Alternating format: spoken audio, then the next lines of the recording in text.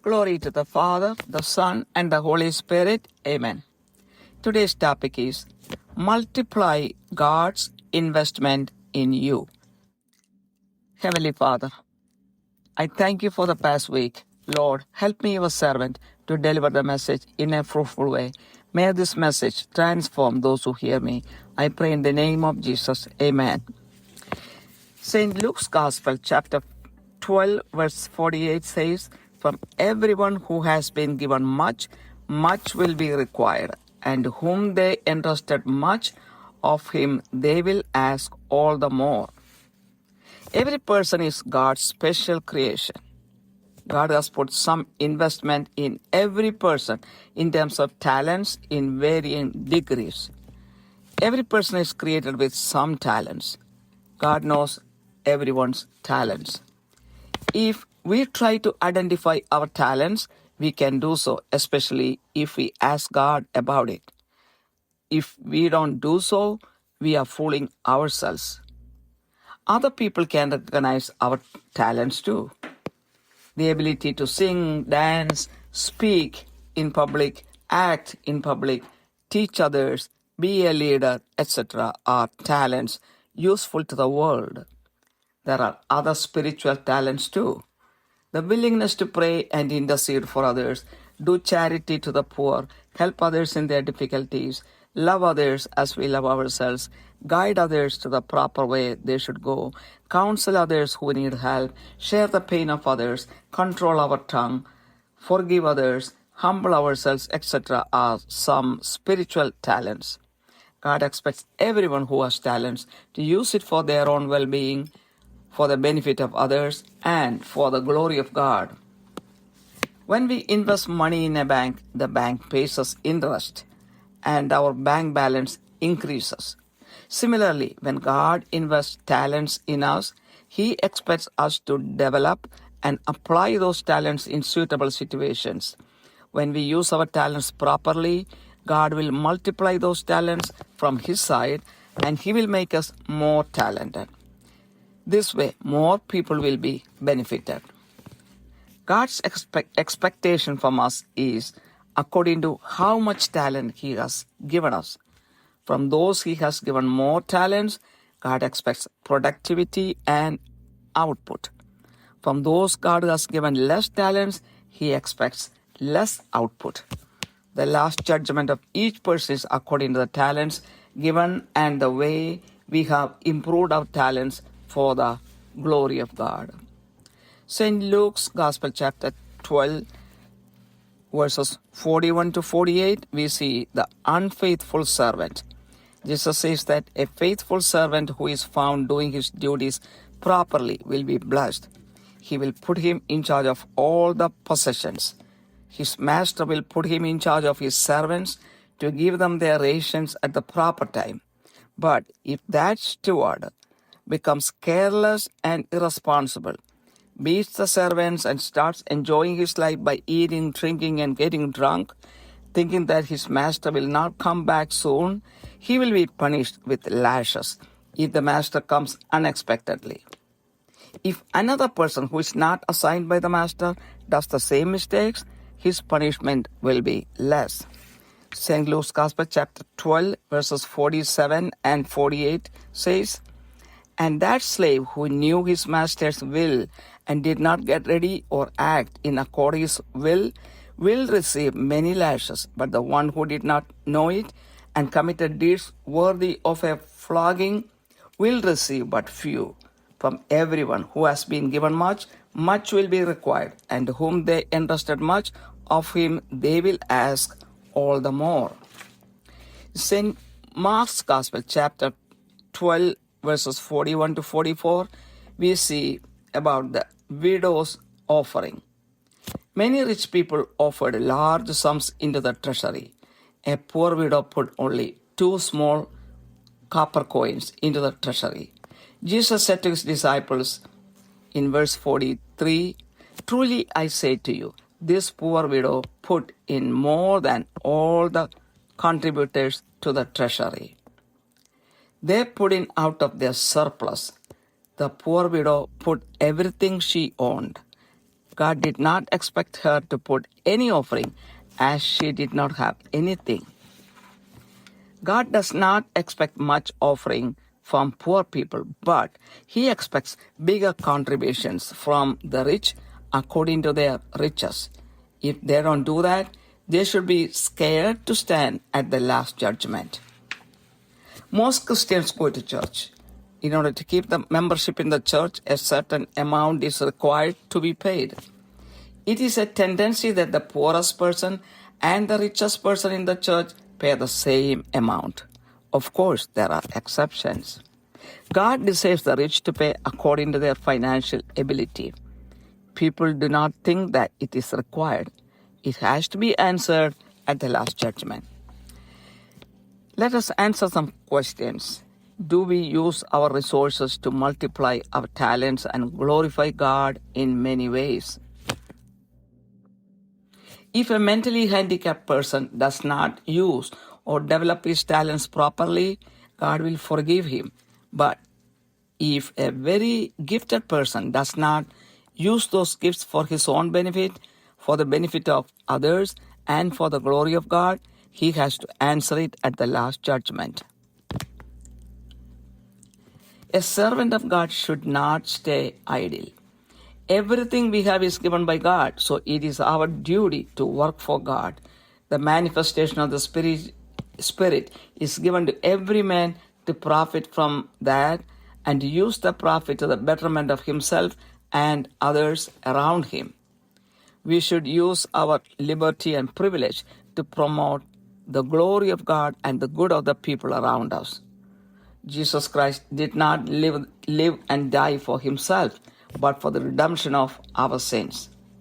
A true servant of God will pray and intercede for others, guide others to the proper way they should go, counsel others who need help and share the pain of others, and so on.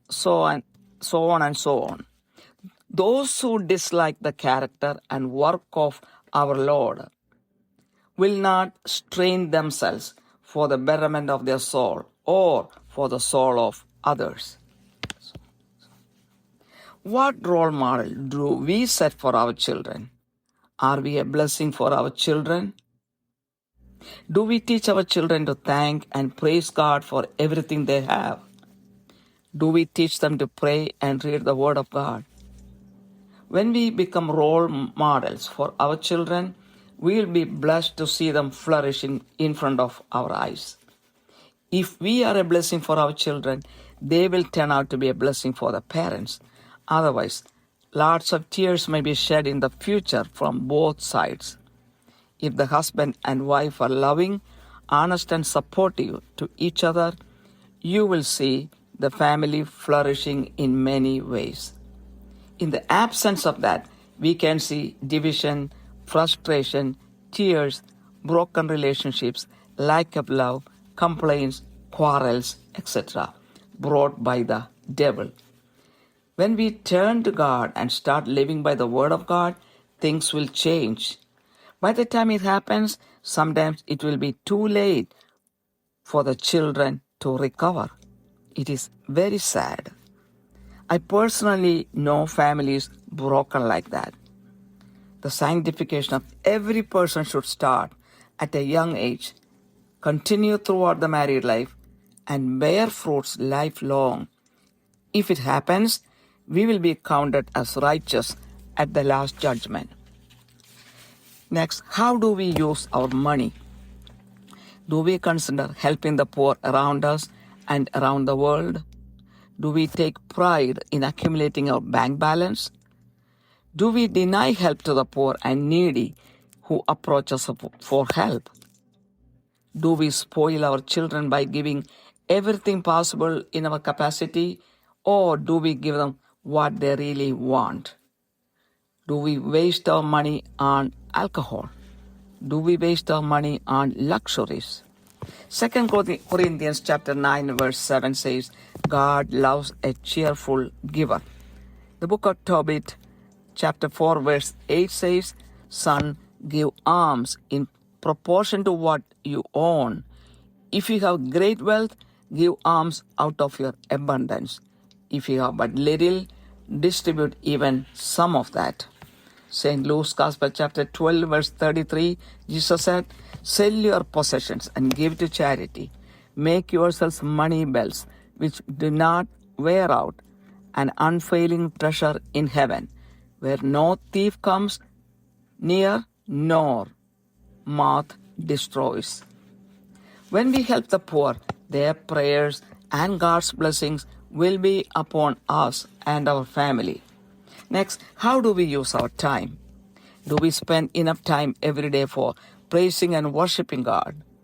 Do you spend quality time with your spouse and children? Do you carry out your responsibilities as a father or mother or son or daughter or a sibling? Do you support your family in every aspect? Do you waste your time in gossiping about others?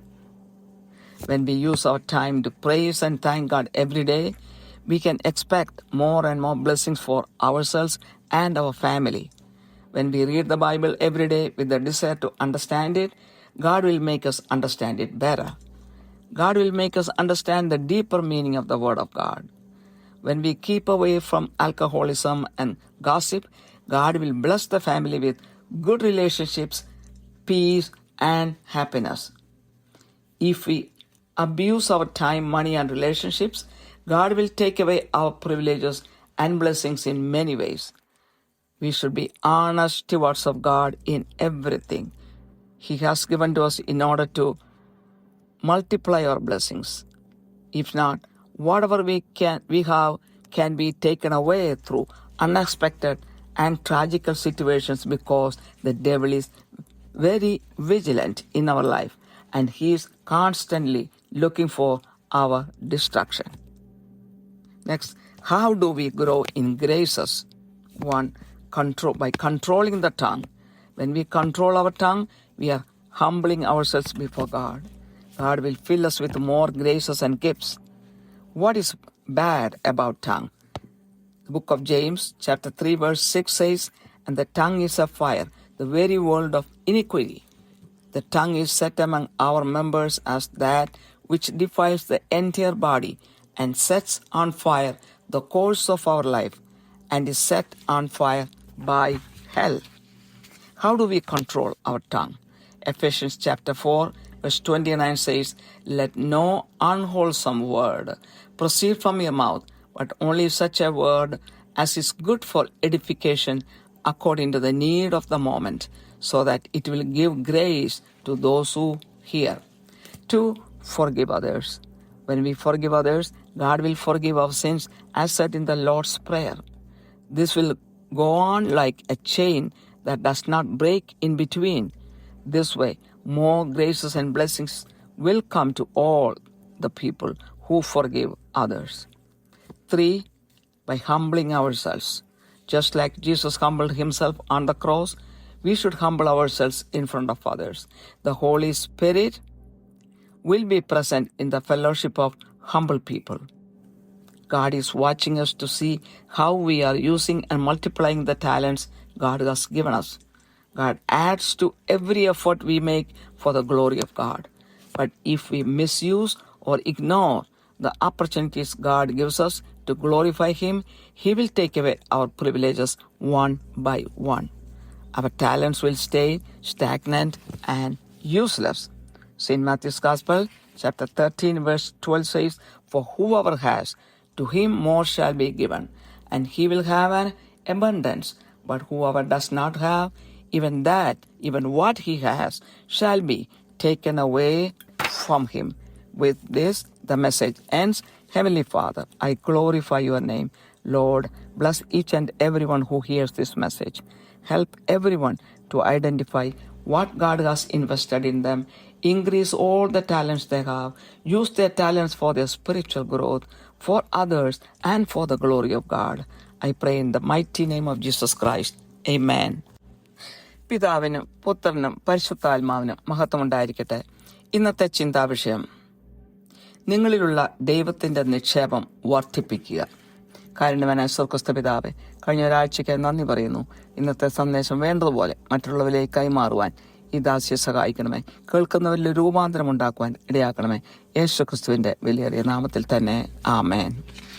വിശുദ്ധ ലൂക്കായുടെ സുവിശേഷം 12-ാം അധ്യായത്തിന്റെ 48-ാം വചനം പറയുന്നു, വളരെ ലഭിച്ചവനോട് വളരെ ആവശ്യപ്പെടും, അധികം ഏറ്റുവാങ്ങിയവനോട് അധികം ചോദിക്കും എന്ന്. ഓരോരുത്തരും ദൈവത്തിന്റെ പ്രത്യേക സൃഷ്ടിയാണ്. പല അളവിൽ ദൈവം എല്ലാവരിലും കഴിവുകൾ അല്ലെങ്കിൽ കൃപകൾ നിക്ഷേപിച്ചിട്ടുണ്ട്. എല്ലാവരും കൃപ അല്ലെങ്കിൽ കഴിവുകൾ ഉള്ളവരാണ്. ഏതെങ്കിലും തരത്തിൽ പല തോതിലാണെന്ന് മാത്രമേ ഉള്ളൂ. ദൈവത്തിന് അതറിയാം. എന്നാൽ നമ്മൾ അതൊന്ന് മനസ്സിലാക്കാൻ ശ്രമിച്ചാൽ നമുക്കും മനസ്സിലാക്കാൻ പറ്റും. മനസ്സിലായില്ലെങ്കിൽ ദൈവത്തോട് ചോദിച്ചാൽ ദൈവം നമ്മുടെ കൃപകളും കഴിവുകളും ഒക്കെ എന്താണെന്ന് മനസ്സിലാക്കി തരും. അത് നമ്മൾ നമ്മളോട് തന്നെ ചോദിച്ച് മനസ്സിലാക്കിയില്ല, അല്ല ദൈവത്തോട് ചോദിച്ച് മനസ്സിലാക്കിയില്ല എങ്കിൽ നമ്മൾ നമ്മളെ തന്നെ ഫൂള് കളിപ്പിക്കുകയാണ്. മറ്റുള്ളവർക്കും നമ്മളിൽ ഉള്ള കൃപകൾ മനസ്സിലാക്കാൻ സാധിക്കും. ചിലർക്ക് ലോകപ്രകാരമായിട്ടുള്ള അനേകം കഴിവുകളുണ്ട്. അതായത് പാട്ട് പാടാനും ഡാൻസ് ചെയ്യുവാനും പബ്ലിക്കിൽ പ്രസംഗിക്കുവാനും പബ്ലിക്കിൽ ആക്ട് ചെയ്യുവാനും മറ്റുള്ളവരെ പഠിപ്പിക്കുവാനും നേതൃത്വം കൊടുക്കുവാനും ഇങ്ങനെയുള്ള അനേകം കഴിവുകളുണ്ട്. എന്നാൽ അനേകം ആത്മീയമായിട്ടുള്ള കഴിവുകളും താലന്തുകളും അങ്ങനെയുമുണ്ട്. മറ്റുള്ളവർക്ക് വേണ്ടി പ്രാർത്ഥിക്കുക, മധ്യസ്ഥ പ്രാർത്ഥന നടത്തുക, പാവപ്പെട്ടവരെ സഹായിക്കുക, മറ്റുള്ളവരുടെ ബുദ്ധിമുട്ടുകളിൽ അവരെ സഹായിക്കുക, നമ്മളെപ്പോലെ തന്നെ മറ്റുള്ളവരെ സ്നേഹിക്കുക, പോകേണ്ട വഴി നേർവഴി എന്താണെന്ന് മറ്റുള്ളവർ കാണിച്ചു കൊടുക്കുക, മറ്റുള്ളവർക്ക് ഉപദേശവും കൗൺസിലിങ്ങും ഒക്കെ കൊടുക്കുക, അവരുടെ വേദനകളിൽ പങ്കാളികളാകുക, സ്വന്തം നാവിനെ കൺട്രോൾ ചെയ്യുക, മറ്റുള്ളവരോട് ക്ഷമിക്കുക, സ്വയം എളിമപ്പെടുത്തുക. ഇതൊക്കെ ആത്മീയമായിട്ടുള്ള കൃപകളും കഴിവുകളുമാണ്. ദൈവം ആർക്കൊക്കെ ഇങ്ങനെ കൃപകൾ കൊടുത്തിട്ടുണ്ടോ അതൊക്കെ സ്വന്തം ഉന്നമനത്തിനും മറ്റുള്ളവരുടെ ഗുണത്തിനും ദൈവത്തിന്റെ മഹത്വത്തിനുമായിട്ട് ഉപയോഗിക്കണമെന്ന് ദൈവം ആഗ്രഹിക്കുന്നുണ്ട്. നമ്മൾ ബാങ്കിൽ പണം നിക്ഷേപിച്ചാൽ അതിന് പലിശ കിട്ടുമെന്നുള്ളത് നമുക്കറിയാം. അങ്ങനെ നമ്മുടെ ബാങ്ക് ബാലൻസ് വർദ്ധിക്കും.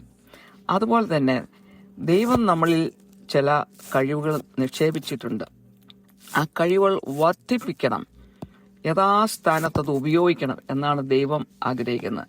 എന്നാൽ ആ കഴിവുകളെ നമ്മൾ ഉപയോഗിച്ചില്ല എങ്കിൽ അത് ദൈവത്തിന് മൾട്ടിപ്ലൈ ചെയ്ത് അല്ലെങ്കിൽ അത് വർദ്ധിപ്പിക്കുവാൻ സാധിക്കത്തില്ല. അതുകൊണ്ട് നമ്മളത് ഉപയോഗിച്ചുകൊണ്ടിരുന്നാൽ ദൈവം ആ കഴിവുകൾ വർദ്ധിപ്പിച്ച് തരുന്നത് നമുക്ക് കാണാൻ സാധിക്കും. അപ്പോൾ നമ്മൾ കൂടുതൽ കഴിവുള്ളവരായി മാറും. അപ്പോൾ നമുക്ക് തന്നെയല്ല മറ്റുള്ളവർക്കും അതുകൊണ്ട് പ്രയോജനമുണ്ടാകും. അപ്പോൾ നമ്മൾ ഓരോരുത്തരോടും ദൈവം ചോദിക്കുന്നത് അല്ലെങ്കിൽ ദൈവം പ്രതീക്ഷിക്കുന്നത് നമുക്ക് തന്ന കഴിവ് അനുസരിച്ച് നമ്മൾ അതിനെ ഉപയോഗിച്ച് വർദ്ധിപ്പിക്കുന്നുണ്ടോ എന്നുള്ളതാണ്. കൂടുതൽ കഴിവുകൾ കൊടുത്തിട്ടുള്ളവരോട് ദൈവം കൂടുതലാണ് ചോദിക്കുന്നത്, കൂടുതൽ ഉൽപ്പാദിപ്പിക്കുവാനാണ് പറയുന്നത്. ആ സമയത്ത് കുറച്ച് കഴിവുകൾ കൊടുത്തിട്ടുള്ളവരോട് കുറച്ചേ ദൈവം ചോദിക്കുന്നുള്ളൂ. എന്നാൽ അന്ത്യവിധിയിൽ നിൽക്കുമ്പോൾ എല്ലാവരോടും ചോദ്യമുണ്ടാകും, നിനക്ക് തന്നതനുസരിച്ച് നിന്റെ കഴിവുകൾ നീ വർദ്ധിപ്പിച്ചിട്ടുണ്ടോ, മറ്റുള്ളവർക്ക് വേണ്ടി ഉപയോഗിച്ചിട്ടുണ്ടോ, അങ്ങനെ ദൈവത്തെ മഹത്വപ്പെടുത്തിയിട്ടുണ്ടോ എന്ന്. വിശുദ്ധ ലൂക്കായുടെ സുവിശേഷം 12-ാം അധ്യായത്തിന് 41 മുതൽ 48 വരെയുള്ള വചനങ്ങളിൽ അവിശ്വസ്തനായ ദാസന്റെ സംഭവം അവിടെ പറയുന്നു. ഒരു വിശ്വസ്തനായ ദാസൻ അവന്റെ ഉത്തരവാദിത്തങ്ങൾ വേണ്ടതുപോലെ നിർവഹിക്കും. അവനെ എല്ലാത്തിനും കാര്യവിചാരകനായിട്ട് യജമാനൻ വയ്ക്കും. കാരണം യജമാനൻ ഉദ്ദേശിക്കുന്നത് ജോലിക്കാർക്കെല്ലാം വേണ്ട സമയത്ത് കൊടുക്കേണ്ടതെല്ലാം, പ്രത്യേകിച്ച് ഭക്ഷണവുമൊക്കെ റേഷനായിട്ട് കൊടുക്കുന്നതെല്ലാം സമയത്ത് കൊടുത്ത് എല്ലാ ഉത്തരവാദിത്തങ്ങളും ചെയ്യുന്ന ഒരു കാര്യവിചാരകനെ അവൻ വിശ്വസ്തൻ എന്ന് കണ്ടാൽ അവൻ ആ സ്ഥാനം ഏൽപ്പിച്ചു കൊടുക്കും. എന്നാൽ ആ കാര്യവിചാരകൻ ഉത്തരവാദിത്തമില്ലാതെ യജമാനൻ ദൂരെ പോയിരിക്കുകയാണെങ്കിൽ ഇപ്പോഴൊന്നും വരത്തില്ല എന്ന് ചിന്തിച്ച് ഉത്തരവാദിത്തങ്ങൾ ഒന്നും ചെയ്യാതെ തിന്നും കുടിച്ചും ആനന്ദിച്ചും സമയം ചെലവഴിച്ച് ആ ജോലിക്കാരെ ഉപദ്രവിക്കുകയും അവർക്ക് സമയത്ത് കൊടുക്കേണ്ടതൊന്നും കൊടുക്കാതെ ഇരിക്കുകയും ഒക്കെ ചെയ്തു കഴിയുമ്പോൾ യജമാനൻ വന്നു കഴിയുമ്പോൾ അവന് ഉറപ്പായും ശിക്ഷ കിട്ടും, അടികൾ തന്നെ കിട്ടും എന്നുള്ളതിന് ഒരു സംശയമില്ല. അപ്പോൾ ഈ ഉത്തരവാദിത്തങ്ങൾ ഏൽപ്പിക്കാത്ത ഒരു വ്യക്തി അതേ തെറ്റുകൾ തിന്നുകയും കുടിക്കുകയും ഒക്കെ ചെയ്താൽ ദൈവം അവനോട് ചോദിക്കത്തില്ല, കാരണം അവനെ ഒന്നും ഏൽപ്പിച്ചു കൊടുത്തിട്ടില്ല. അതുപോലെ തന്നെ നമുക്ക് കൃപകളും കഴിവുകളും ഒക്കെ തന്നിട്ടുണ്ടെങ്കിൽ അതിനെ വർദ്ധിപ്പിക്കുവാനും ഉപയോഗിക്കുവാനും അങ്ങനെ ദൈവത്തെ മഹത്വപ്പെടുത്താനും ദൈവം ആഗ്രഹിക്കുന്നുണ്ട്, പ്രതീക്ഷിക്കുന്നുണ്ട്. വിശുദ്ധ ലൂക്കായുടെ സുവിശേഷം 12:47-48 വചനങ്ങൾ പറയുന്നു, യജമാനന്റെ ഇഷ്ടം അറിഞ്ഞിട്ട് ഒരുങ്ങാതെയും അവന്റെ ഇഷ്ടം ചെയ്യാതെയും ഇരിക്കുന്ന ദാസന് വളരെ അടികൊള്ളും. അറിയാതെ കണ്ട് അടിക്ക് യോഗ്യമായത് ചെയ്തവനോ കുറഞ്ഞടികൊള്ളും. വളരെ ലഭിച്ചവനോട് വളരെ ആവശ്യപ്പെടും, അധികം ഏറ്റുവാങ്ങിയവനോട് അധികം ചോദിക്കും എന്നാണ്. വിശുദ്ധ മർക്കോസിന്റെ സുവിശേഷം 12:41 മുതൽ 44 വരെയുള്ള വചനങ്ങളിൽ വിധവയുടെ ചില്ലിക്കാശിനെ കുറിച്ച് പറയുന്നു. ആ ഭണ്ഡാരത്തിൽ അനേകം ധനികർ വന്ന് വലിയ വലിയ തുകകളൊക്കെ ഇട്ടിരുന്നു. എന്നാൽ ഒരു പാവപ്പെട്ട വിധവ വെറും 2 ചില്ലിക്കാശ് മാത്രം ഇട്ടേച്ച് പോകുന്നു യേശു കണ്ടിട്ട് ശിഷ്യന്മാരോട് പറഞ്ഞു. അപ്പോൾ അവൻ ശിഷ്യന്മാരെ അടുക്കൽ വിളിച്ച്, ഭണ്ഡാരത്തിലിട്ട് എല്ലാവരെക്കാളും ഈ ദരിദ്രയായ വിധവ അധികം ഇട്ടിരിക്കുന്നതെന്ന് ഞാൻ സത്യമായിട്ട് നിങ്ങളോട് പറയുന്നുവെന്ന് പറഞ്ഞു. കാരണം ആ ഒത്തിരി ഇട്ടവരൊക്കെ അവർക്ക് ധാരാളം ഉണ്ടായിരുന്നുകൊണ്ടാണ് ഇട്ടത്. എന്നാൽ ഈ വിധവ ഇട്ടത് അവൾക്ക് ആകെയുള്ളതാണ് കൊണ്ടുവന്നിട്ടത്. അപ്പോൾ പാവപ്പെട്ട ആരോടും ദൈവം ഒന്നും തന്നെ ഇടാൻ ആഗ്രഹിക്കുന്നില്ല, ദൈവം പ്രതീക്ഷിക്കുന്നില്ല. ആ വിധവ വന്ന് എന്തെങ്കിലും ഇടണമെന്ന് പോലും ദൈവം പ്രതീക്ഷിക്കുന്നില്ല. അപ്പോൾ ഉള്ളവരെ ഉള്ളതുപോലെ ഇങ്ങനെ ദാനധർമ്മം ചെയ്യുകയും ഭണ്ഡാരത്തിൽ ഇടാതിരിക്കുകയൊക്കെ ചെയ്യുമ്പോൾ അത് അന്ത്യവിധിയിൽ ചോദ്യമുണ്ടാകുന്നുള്ളതിന് ഒരു സംശയമില്ല. എല്ലാ ക്രിസ്ത്യാനും തന്നെ പള്ളിയിൽ പോകുന്നവരാണ്. ഒരു മെമ്പർഷിപ്പ് കീപ്പ് ചെയ്യണമെങ്കിൽ ഒരു മിനിമം എമൗണ്ട് എല്ലാ ഫാമിലിക്കും വെച്ചിട്ടുണ്ട്. സാധാരണ കണ്ടുവരുന്നത് ഏറ്റവും പാവപ്പെട്ട മനുഷ്യനും ഏറ്റവും മുതലാളിയും ഒരേ തുക പള്ളിയിൽ ഇടുന്നത് കാണാം. ദൈവം എന്നാ പ്രതീക്ഷിക്കുന്നത് അതല്ല, ഉള്ളവൻ ഉള്ളതനുസരിച്ച് ഇടണമെന്നാണ് ദൈവം ആഗ്രഹിക്കുന്നത്. അപ്പോൾ നമ്മൾ അങ്ങനെ ചെയ്യുന്നില്ല എങ്കിൽ അന്ത്യവിധിയിൽ നിൽക്കുമ്പോൾ ആ ചോദ്യം നമ്മളോട് ഉണ്ടാകും. ഇനി ഏതാനും ചോദ്യങ്ങൾ ചോദിക്കട്ടെ, നമുക്ക് നമ്മളോട് തന്നെ ചോദിക്കാം. നമുക്ക് കിട്ടിയ എല്ലാ റിസോഴ്സും അല്ലെങ്കിൽ എല്ലാ താലന്തുകളും കഴിവുകളും നമ്മൾ ദൈവമഹത്വത്തിന് വേണ്ടിയും മറ്റുള്ളവരെ സഹായിക്കുവാനുമായിട്ട് ഉപയോഗിക്കുന്നുണ്ടോ? ഒരു അംഗവൈകല്യമുള്ളൊരു വ്യക്തിയോട് ആ വ്യക്തിക്ക് അധികം ടാലൻ്റ് ഒന്നുമില്ല എന്ന് നമുക്ക് കണക്കാക്കാം. ആ വ്യക്തിയോട് ദൈവം ഒത്തിരി ഒന്നും ചോദിക്കത്തില്ല, അവനോട് ദൈവം ക്ഷമിക്കും. കാരണം അവൻ ഒത്തിരി കാര്യങ്ങൾ ചെയ്യാൻ പറ്റത്തില്ല എന്ന് ദൈവത്തിനറിയാം. എന്നാൽ ഒത്തിരിയും വരങ്ങൾ കൊടുത്തവരും കഴിവുകൾ കൊടുത്തവരായിട്ടുള്ള വ്യക്തികളോട് ദൈവം അതനുസരിച്ച് ചോദിക്കും. അത് അന്ത്യവിധിയിൽ ആ ചോദ്യം ഉണ്ടാകുമെന്ന് നമ്മളാരും മറന്നു പോകരുത്. ഒരു ദൈവത്തിൻ്റെ ദാസൻ അലസമായിട്ടിരിക്കാൻ പാടില്ല, അലസതയിൽ ഇരിക്കാൻ പാടില്ല എന്നാണ് ദൈവം ആഗ്രഹിക്കുന്നത്. കാരണം നമുക്ക് തന്നതെല്ലാം ദൈവം തന്നത് തന്നെയാണ്. അപ്പോൾ ആ ദൈവത്തിന് വേണ്ടി പ്രവർത്തിക്കുക എന്നുള്ളത് നമ്മുടെ കടമയായിരിക്കണം. ആത്മാവിൻ്റെ കൃപയും വരങ്ങളും ഓരോരുത്തർക്കും ഓരോ തോതിൽ ദൈവം കൊടുത്തിട്ടുണ്ട്. അത് നമ്മുടെ നന്മയ്ക്ക് വേണ്ടിയും മറ്റുള്ളവരുടെ നന്മയ്ക്ക് വേണ്ടിയും ഉപയോഗിക്കാൻ വേണ്ടിയിട്ടാണ് ദൈവം തന്നിരിക്കുന്നത്. അപ്പോൾ നമ്മുടെ സ്വാതന്ത്ര്യവും നമ്മുടെ ആനുകൂല്യങ്ങളും ഒക്കെ മറ്റുള്ളവർക്ക് വേണ്ടിയിട്ടും മഹത്വത്തിന് വേണ്ടിയിട്ട് ഉപയോഗിക്കുക എന്നുള്ളതാണ് ദൈവം നമ്മളെ ഏൽപ്പിച്ചിരിക്കുന്ന ജോലി. യേശുക്രിസ്തു വന്ന് മരിച്ചത് യേശുക്രിസ്തുവിന് വേണ്ടിയിട്ടല്ല, നമുക്ക് വേണ്ടിയിട്ടാണ്. പാപികളായ നമ്മുടെ ക്ഷമയ്ക്ക് വേണ്ടിയിട്ടും നമ്മളെ സ്വർഗരാജ്യത്തിലേക്ക് കടത്തിവിടുവാനുമാണ് ആ പ്രവൃത്തി ചെയ്തത്. എന്നാൽ ഒരു യഥാർത്ഥ ദൈവദാസൻ ചെയ്യേണ്ടത്, അല്ലെ ദൈവദാസി ചെയ്യേണ്ടത് അങ്ങനെ തന്നെയാണ്. സ്വന്തം കാര്യലാഭത്തിനല്ല, മറ്റുള്ളവർക്ക് വേണ്ടിയിട്ട് ചെയ്യണം. പ്രാർത്ഥിക്കണം, മറ്റുള്ളവർക്ക് വേണ്ടി മധ്യസ്ഥ പ്രാർത്ഥന നടത്തണം. പോകേണ്ട വഴി മറ്റുള്ളവരെ കാണിച്ചു കൊടുക്കണം, ഉപദേശിക്കണം, കൗൺസിൽ ചെയ്യണം. സഹായം ആവശ്യമുള്ളവർക്ക് സഹായം ചെയ്തു കൊടുക്കണം. മറ്റുള്ളവരുടെ വേദനകൾ ഷെയർ ചെയ്യണം. ഇങ്ങനെയൊക്കെ അനേക കാര്യങ്ങൾ നമുക്ക് ചെയ്യാനുള്ള ഉത്തരവാദിത്വമുണ്ട്. അപ്പോൾ യേശുക്രിസ്തുവിൻ്റെ സ്വഭാവം സ്വീകരിച്ചവർ മാത്രമേ യേശുക്രിസ്തു ചെയ്തതുപോലെ ചെയ്യുള്ളൂ. അല്ലാത്തവർ അങ്ങനെ ചെയ്യുവാനുള്ള സാധ്യതയില്ല. ഇനി നമ്മൾ നമ്മുടെ മക്കൾക്ക് എന്തു മാതൃകയാണ് കാണിച്ചു കൊടുക്കുന്നത്? നമ്മൾ മക്കളുടെ മുന്നിൽ ഒരു അനുഗ്രഹമാണോ? നമ്മൾ നമ്മുടെ മക്കളെ ദൈവത്തോട് നന്ദി പറയുവാനും ദൈവത്തെ വാഴ്ത്തി സ്തുതിക്കുവാനും പഠിപ്പിച്ചിട്ടുണ്ടോ? പ്രാർത്ഥിക്കുവാനും വചനം വായിക്കുവാനും ഒക്കെ അവരെ കാണിച്ചു കൊടുത്തിട്ടുണ്ടോ? പഠിപ്പിച്ചിട്ടുണ്ടോ? നമ്മൾ നമ്മളുടെ മക്കളുടെ മുമ്പിൽ ഒരു മാതൃകയാകുമ്പോൾ അവർ നമ്മുടെ മുമ്പിൽ പുഷ്ടി പ്രാപിക്കുന്നത്, അങ്ങനെ അനുഗ്രഹിക്കപ്പെടുന്നത് നമ്മുടെ കണ്ണുകൊണ്ട് നമ്മൾ കാണും. നമ്മൾ മക്കളുടെ മുന്നിൽ ഒരു അനുഗ്രഹമാണെങ്കിൽ അവർ നമ്മളുടെ മുമ്പിലും ഒരു അനുഗ്രഹമാകാനാണ് സാധ്യത. അങ്ങനെ സംഭവിച്ചില്ല എങ്കിൽ, ഒരു മാതൃകയായി നമ്മൾ ജീവിച്ചില്ല എങ്കിൽ, ഭാവിയിൽ മക്കളുടെ സൈഡിൽ നിന്നും മാതാപിതാക്കളുടെ സൈഡിൽ നിന്നും ഒത്തിരി കണ്ണുനീർ പൊഴിക്കേണ്ടതായിട്ട് വരും. എന്നാൽ ഭാര്യയും ഭർത്താവും സ്നേഹിക്കുന്നവരും അന്യോന്യം ആത്മാർത്ഥമായിട്ട് സപ്പോർട്ട് ചെയ്യുകയും ഒക്കെ ചെയ്യുമ്പോൾ നമ്മുടെ കുടുംബം, അതായത് നമ്മുടെ മക്കൾ അഭിവൃദ്ധി പ്രാപിക്കുന്ന നമ്മുടെ കണ്ണുകൊണ്ട് നമ്മൾ കാണും. അതിൻ്റെ അഭാവത്തിൽ വരാൻ പോകുന്നത് ഭിന്നിപ്പ്, നിരാശ, കണ്ണുനീര്, തകർന്ന ബന്ധം, സ്നേഹമില്ലായ്മ, പരിഭവം, വഴക്ക്, ഇതെല്ലാം നമുക്ക് കാണുവാനിടയാകും. ഇതൊക്കെ സാത്താൻ കൊണ്ടുവരുന്ന കെണികളാണ്. പലപ്പോഴും നമ്മളത് മനസ്സിലാക്കുന്നില്ലെന്ന് മാത്രമേ ഉള്ളൂ. എന്നാൽ നമ്മൾ ദൈവത്തിലേക്ക് തിരിഞ്ഞ് വചനമനുസരിച്ച് ജീവിക്കാൻ തുടങ്ങുമ്പോൾ കാര്യങ്ങൾക്ക് വ്യത്യാസം വരും. എന്നാൽ മക്കൾ പ്രായമായെങ്കിൽ നമ്മൾ ദൈവത്തിലേക്ക് തിരിഞ്ഞൊക്കെ വരുമ്പോഴത്തേക്ക് അത് ടൂ ലേറ്റ് ആയി പോകും. പിന്നെ ആ മക്കൾക്ക് അത് റിക്കവർ ചെയ്യാൻ, അവർക്ക് വന്ന ഡാമേജ് ഒന്ന് റിക്കവർ ചെയ്യാൻ അവർക്ക് തന്നെ സാധിക്കാതെ വരും. അത് കഷ്ടമാണ്. അങ്ങനെയുള്ള അനേകം ഫാമിലി ഉണ്ട്. എനിക്ക് നേരിട്ടറിയാവുന്ന കുടുംബങ്ങളുണ്ട്. എല്ലാവരുടെയും വിശദീകരണം തുടങ്ങേണ്ടത് ചെറുപ്രായത്തിൽ തന്നെയാണ്. അത് മാതാപിതാക്കളിൽ നിന്നും തന്നെയാണ് തുടങ്ങുന്നത്. അത് കുടുംബജീവിതത്തിൽ അത് കണ്ടിന്യൂ ചെയ്ത് മുന്നോട്ട് പോകണം.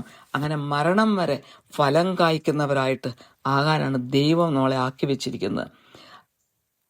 അങ്ങനെ സംഭവിക്കുകയാണെങ്കിൽ അന്ത്യവിധിയിൽ നമ്മൾ നിൽക്കുമ്പോൾ ഒരു നീതിയുള്ള ഒരു വ്യക്തിയായിട്ട് ദൈവം നമ്മളെ കണക്കാക്കും. ഒരു സംശയമില്ല.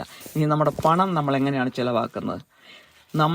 നമ്മുടെ അടുത്തും അകലെയുമുള്ള പാവപ്പെട്ടവരെ സഹായിക്കുവാൻ നമ്മൾ സഹായിക്കുന്നുണ്ടോ?